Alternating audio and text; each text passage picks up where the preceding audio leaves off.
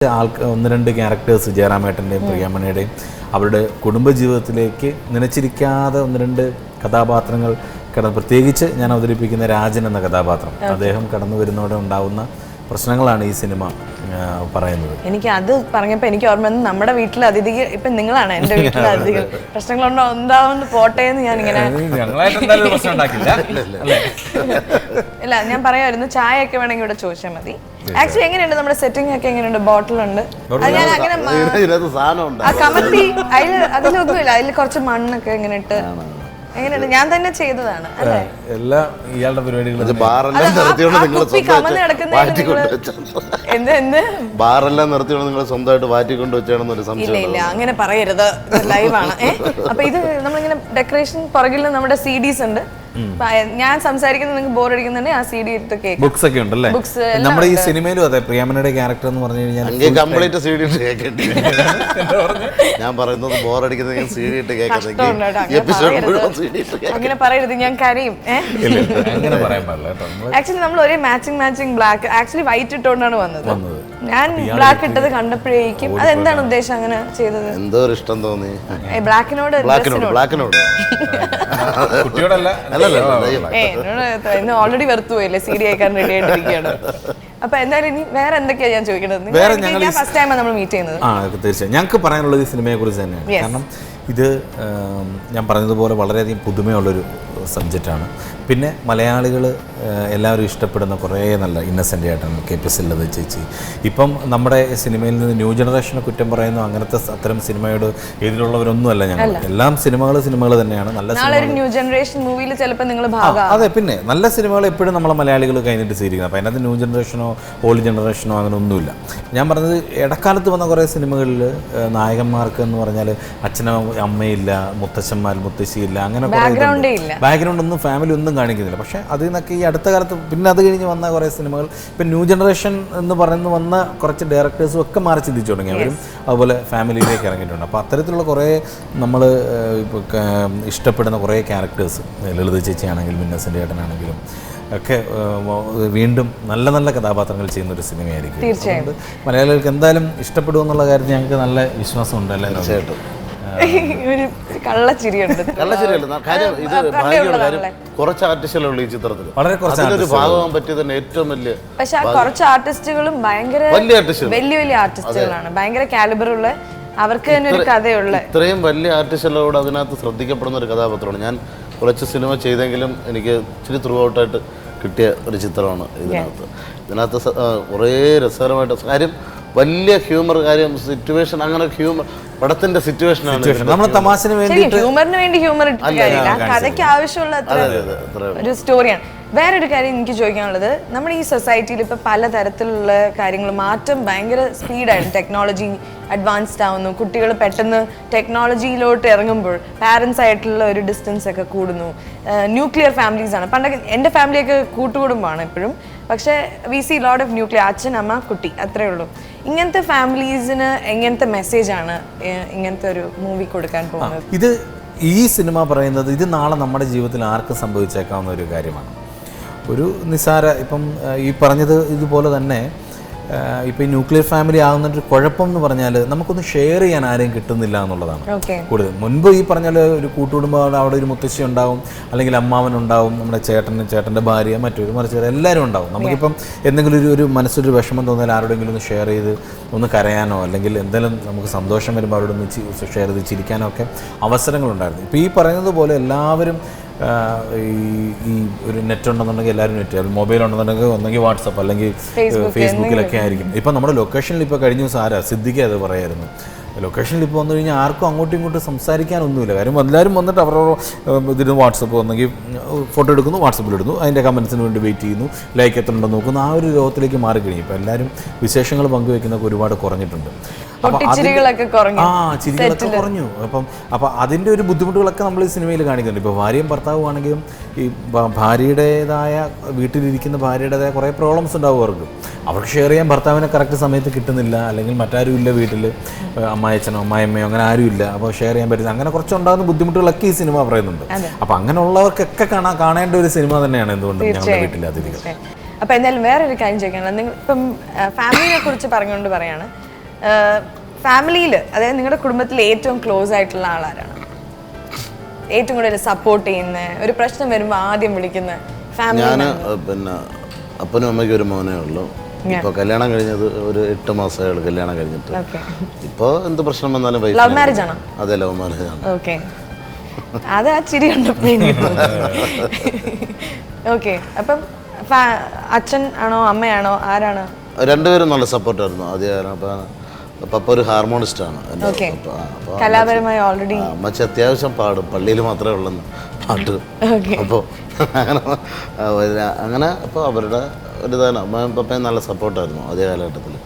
ഞാൻ ഈ പ്രൊഫഷണൽ മിമിക്രിയെ കളിക്കുന്ന സമയത്തൊക്കെ അവരുടെ ഒരു സപ്പോർട്ട് ഉള്ളത് കൊണ്ടാണ്, അവരുടെ പ്രാർത്ഥനയൊക്കെയാണ് ഇപ്പോൾ ഇവിടെ ഇങ്ങനെ ഇരിക്കാൻ തന്നെ പറ്റിയത്. പിന്നെ അതിനുശേഷം കല്യാണം കഴിഞ്ഞപ്പോൾ വൈഫും നല്ല സപ്പോർട്ടാണ്, വൈഫിൻ്റെ വീട്ടിൽ അവർ നല്ല സപ്പോർട്ടാണ്. ഓക്കെ, അപ്പൊ ഇതിഹാസ മറ്റേ ആ സിനിമയുടെ ഷൂട്ടിന്റെ സമയത്താണ് ഒരു പെൺകുട്ടിയെ അടിച്ചുകൊണ്ട് പോയി കല്യാണം കഴിച്ചു എന്നുള്ളൊരു ന്യൂസ് ഇറങ്ങി. അതെ, ഇതിഹാസം എന്ന് പറയുന്ന ഒരു കൊച്ചുപടമാണ്. അതിൽ എല്ലാം പുതിയ താരങ്ങളാണ് ആ പടത്തിൽ. ഡയറക്ടർ പുതിയത്, ക്യാമറമാൻ പുതിയത്, അത് അഭിനയിക്കുന്ന ആർട്ടിസ്റ്റുകൾ എല്ലാവരും. നീ അടിച്ചോണ്ട് പടം നല്ലതാണ്, നീ അടിച്ചോണ്ട് പോയതിനെ പറ്റി പറഞ്ഞു. ഇത് പിന്നെ തൃപ്പൂണിത്തറയിൽ ഷൂട്ട് നടക്കുന്നു. തൃപ്പൂണിത്തറ മ്യൂസിയം ബോർഡൊക്കെ വെച്ചിട്ട് അവിടെ ഷൂട്ട് നടക്കുന്നത്. രാത്രി 1 മണി 2 മണിക്കാണ് ഈ ഷൂട്ട് നടക്കുന്നത്. കാര്യം അത് ഒരു മ്യൂസിയത്തിൽ നിന്ന് 2 മോതിരം മോഷ്ടിക്കുന്ന ഇതാണ്. അതെ, ഈ മോതിരം മോഷ്ടിക്കുന്നതാണ് അവിടെ ചിത്രീകരിച്ചോണ്ടിരുന്നത്. കാര്യം ഇത് മോഷ്ടിച്ച് ഇവിടെ വെച്ചിട്ട് വേണം എനിക്ക് രാവിലെ വന്ന് എൻ്റെ ഫ്രണ്ട് എന്നെ മോഷ്ടിക്കും. കാര്യം ഇതാണ് സംഭവം. കാര്യം ഇവിടെ നിന്ന് ഇപ്പം ടെൻഷൻ, ഇങ്ങനെ ഞാൻ ടെൻഷൻ അടിച്ചിരിക്കുമ്പോൾ മറ്റും എൻ്റെ അടുത്ത് പറയണം, എടാ ഈ മോതിരം അടിച്ചു പറ്റാ, നീ ഇത്ര ടെൻഷൻ അടിക്കണം. സിനിമയാണ്, നീ ടെൻഷൻ അടിക്കില്ല. ടെൻഷൻ അടിക്കത്തില്ല. ഞാൻ പറയാം അതല്ല, എനിക്ക് നാളത്തെ മോഷണത്തിൻ്റെ. അങ്ങനെ ഇവിടെ നിന്ന് ഷൂട്ട് കഴിഞ്ഞിട്ട് വെളുപ്പിന് 4 മണിക്ക് ട്രിവാൻഡ്രത്തെത്തി. അവിടെ നിന്ന് ഡ്രസ്സൊക്കെ മാറ്റിയിട്ട് നേരെ കല്യാണ ചെറുക്കൻ്റെ ഡ്രസ്സിൽ ഞാൻ വഞ്ചൂർ, കാര്യം മിശ്ര വിഭാഗമാണ്. അപ്പോൾ അങ്ങനെ കോടതിയിൽ വെച്ചിട്ടുള്ള വിഭാഗമാണ്. അപ്പോൾ ഞാനിങ്ങനെ വഞ്ചൂർ കോടതിയുടെ ഫ്രണ്ടിൽ കൂടെ കല്യാണ ചെറുക്കൻ്റെ ഡ്രസ്സ് ഇട്ടുകൊണ്ട് നടന്നു വരുമ്പോൾ ഭയങ്കര ബ്ലോക്ക്. ബാക്കിയപ്പോൾ അവിടെ സീരിയലിൻ്റെ ഷൂട്ടിങ് ഇതിനകത്തുണ്ട് കല്യാണ ചെറുക്കൻ്റെ ആൾക്കാർ. അപ്പോൾ ഞാൻ പറഞ്ഞു അതെ അതെ അതെ ഞാൻ ഇതിനകത്തുണ്ടെന്ന് പറഞ്ഞ് ഞാൻ ഇറങ്ങുമ്പോൾ കുറേ വക്കീൽ നോബി, ഞാൻ വിചാരിച്ചു തകർന്ന്. അവരെ വീട്ടുകാർ നിർത്തിയ വക്കീലന്മാരായിരുന്നു എന്നെ പിടിച്ചത്. ഞാൻ നോക്കിയപ്പം കുറേ ആർട്ടിസ്റ്റുകളായിരുന്നു വക്കീലിൻ്റെ ഡ്രസ്സിൽ അവർ ആ സീരിയലിലുണ്ടായിരുന്നു. അങ്ങനെ അവിടെ നിന്ന് ചെന്ന് രാവിലെ കല്യാണം കഴിഞ്ഞ് നേരെ വീട്ടിൽ ചെന്ന് വാതിലിൻ്റെ ഇടയിൽ ഇവിടെ ഒളിച്ചൊക്കെ നോക്കി അവിടെ കൊണ്ട് ഏൽപ്പിച്ചിട്ട് അന്ന് വൈകിട്ട് പ്രോഗ്രാമിന് പോയി. ഒരു 40ഓളം കൂട്ടുകാരെയും കൊണ്ട്. കാര്യം അന്ന് എനിക്ക് പ്രോഗ്രാം ഉണ്ടായിരുന്നു, ഞാൻ വിളിച്ചുകൊണ്ട് വരുന്നതിൻ്റെ അന്ന്. കാര്യം അത് വൈഫിൻ്റെ വീട്ടിൻ്റെ തൊട്ടടുത്തായിരുന്നു. ഞാൻ അങ്ങനെ പേടിച്ചൊരു 40 കൂട്ടുകാരെ ആ പരിപാടിക്ക് ചെന്നു. അവന്മാർ പിന്നെ പ്രോഗ്രാം കണ്ട് കൂവി, അത് വലിയ പ്രശ്നമായി. അവന്മാർ പിന്നെ എന്നോട് മിണ്ടൂല പ്രോഗ്രാം കണ്ടിട്ട്.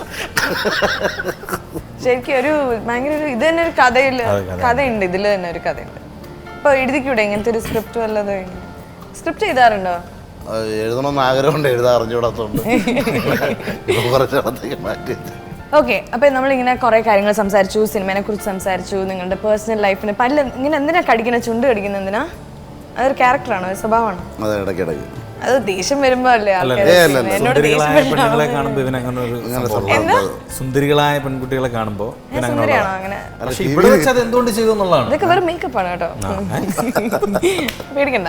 ഇനി ക്വസ്റ്റ്യൻസ് ചോദിക്കാൻ പോകണം. നിങ്ങൾ എന്നെ ഇങ്ങനെ കളിയാക്കിയതുകൊണ്ട് നിങ്ങൾക്ക് ഞാൻ നല്ലൊരു പാര വയ്ക്കാൻ പോകണം. ക്വസ്റ്റ്യൻസ്. ആദ്യത്തെ ക്വസ്റ്റ്യൻ ഞാൻ ഇങ്ങോട്ട് ചോദിക്കാം.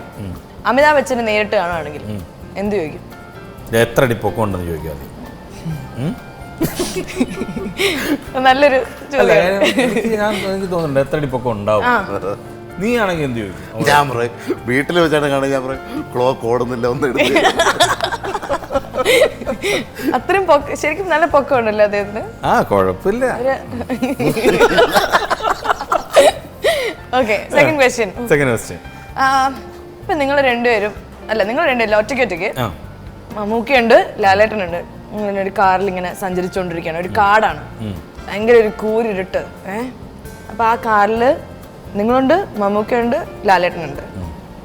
ലാലേട്ടനും മമ്മൂക്കയും മിണ്ടുന്നേ ഇല്ല, സംസാരിക്കുന്നേ ഇല്ല. അപ്പൊ നിങ്ങൾക്ക് എന്തെങ്കിലും സംസാരിച്ചേ പറ്റുള്ളൂ. എന്ത് പറഞ്ഞ് ആ ഒരു സൈലൻസ് നിങ്ങൾ എന്ത് പറഞ്ഞ് ബ്രേക്ക് ചെയ്യും? കാടാണ്, ഇരുട്ടാണ്, ഭയങ്കര നിശബ്ദതയാണ്, സീരിയസ് സിറ്റുവേഷൻ ആണ്. അപ്പം അവർ മിണ്ടണം അല്ലേ? ഞാനാണ് പറയും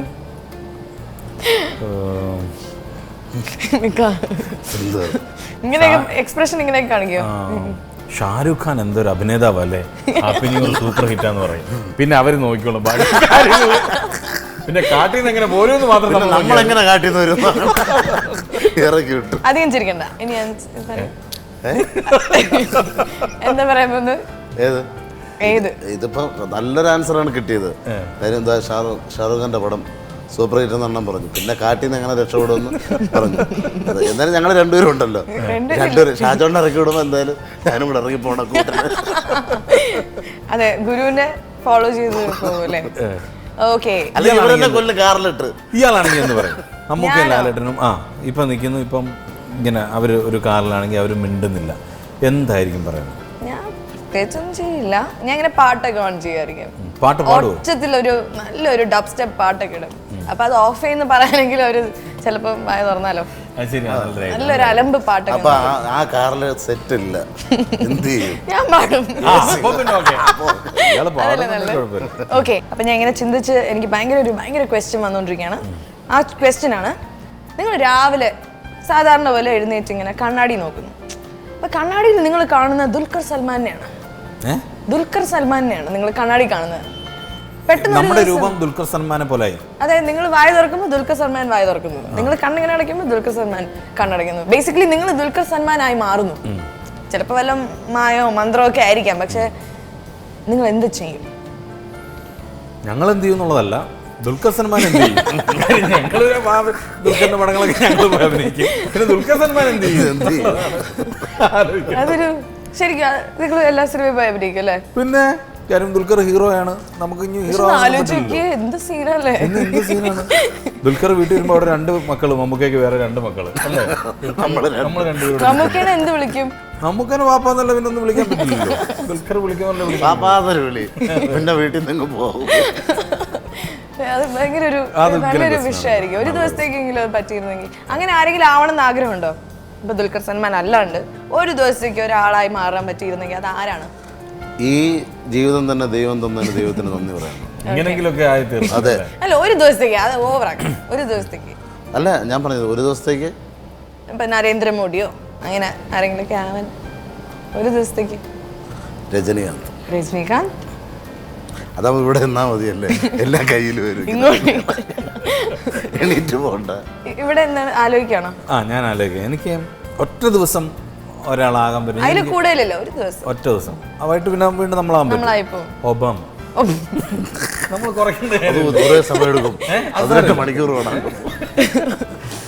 ശരി, നന്നായിട്ടുണ്ട്. അടുത്ത ക്വസ്റ്റ്യൻ, നിങ്ങൾ ഒരു നടുക്കടലിലാണ് ആണല്ലോ, നിങ്ങൾക്ക് ദാഹിക്കുന്നു.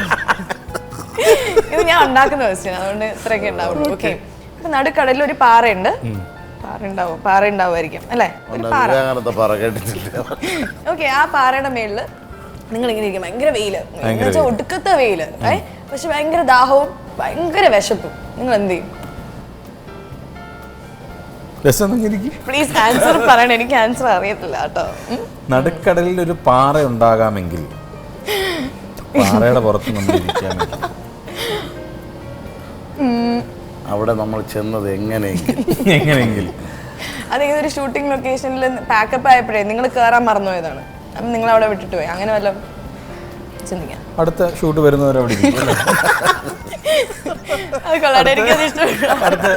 അടുത്ത ഷൂട്ടിങ്ങിനാണ് വരുന്നവര്. പക്ഷെ വെള്ളം ദാഹിക്കുന്നു. അതെ, ലൈഫ് ഓഫ് പൈ പോലത്തെ സിനിമ. ഇനി 4 പേരുടെ പേര് പറയും. 2 പേർക്ക് ഒരേ ലിസ്റ്റ് ആയിരിക്കും തരുന്നത്. ഇവരെ നിങ്ങൾക്ക് ഏറ്റവും ഇഷ്ടമുള്ള, അതായത് അഭിനയിക്കുന്ന രീതിയിൽ, നിങ്ങളിപ്പം സിൻസ് നമ്മളെല്ലാവരും സിനിമയുടെ ആൾക്കാരായതുകൊണ്ടാണ് ഞാൻ ഇങ്ങനത്തെ പറയുന്നത്. ഫഹദ് ഫാസിൽ, നിവിൻ പോളി, ഉണ്ണി മുകുന്ദൻ, ആസിഫ് അലി, ദുൽഖർ. 5 പേരായപ്പോ ഇരിക്കട്ടെ. ഫഹദ് ഫാസിൽ, ആസിഫ് അലി, നിവിൻ പോളി, ദുൽഖർ സൽമാൻ, ഉണ്ണി മുകുന്ദൻ.